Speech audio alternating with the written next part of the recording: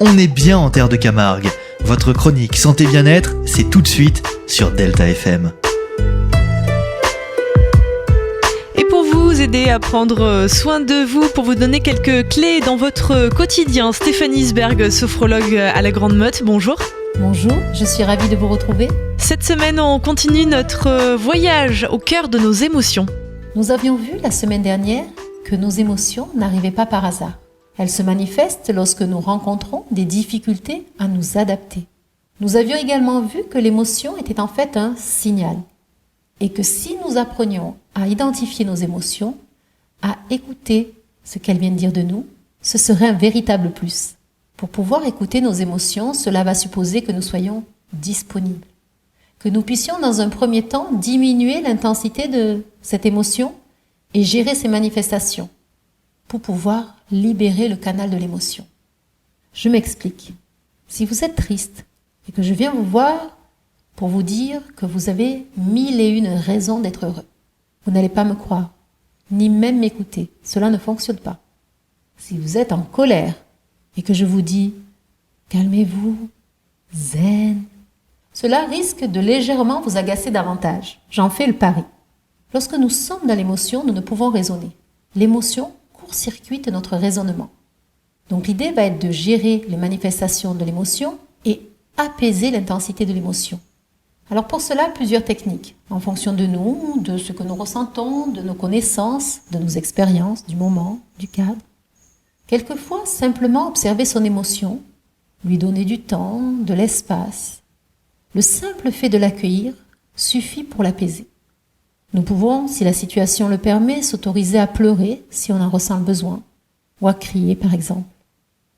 Nous pouvons également aller boire un verre d'eau, aller courir, nous promener, écouter de la musique, lire un livre, jardiner ou cuisiner, peu importe, ce qui nous détend. Et nous pouvons aussi utiliser des techniques rapides de détente, comme par exemple celles que l'on peut apprendre en sophrologie. Alors je vous propose d'expérimenter maintenant ensemble celle de souffler profondément. Là, dans la position où nous nous trouvons, après une inspire naturelle, profonde expire, je souffle. Là, peut-être déjà, ressentez-vous une agréable et subtile détente s'installer dans votre corps, dans votre tête. Alors bien souvent, nous pensons que nous détendre, nous relaxer permet de nous débarrasser de nos émotions désagréables et que c'est ainsi que l'on gère notre émotion. Alors comme nous venons de le voir, ces techniques s'avèrent utiles pour atténuer l'intensité d'une émotion, pour en gérer ses manifestations, mais ce n'est pas gérer l'émotion elle-même.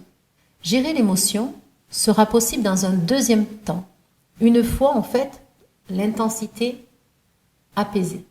Alors seulement à ce moment-là, nous pourrons aller à la rencontre de nos émotions, peut-être accompagnés d'un sophrologue dûment qualifié, d'un psychologue ou d'un professionnel de santé, pour pouvoir apprendre à identifier nos émotions, voir ce qu'elles viennent dire de nous et ainsi trouver les comportements adaptés à la situation que nous vivons. Il n'y a pas de secret, il n'y a pas de recette miracle. Être à l'écoute de soi, travailler sa respiration, ses capacités de détente régulièrement, ne pourront qu'améliorer notre gestion des émotions. Je vous souhaite une très belle semaine.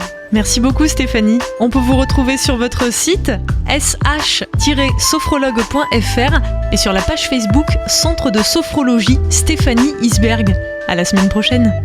Retrouvez votre chronique Santé Bien-être en podcast sur notre site delta-fm.com.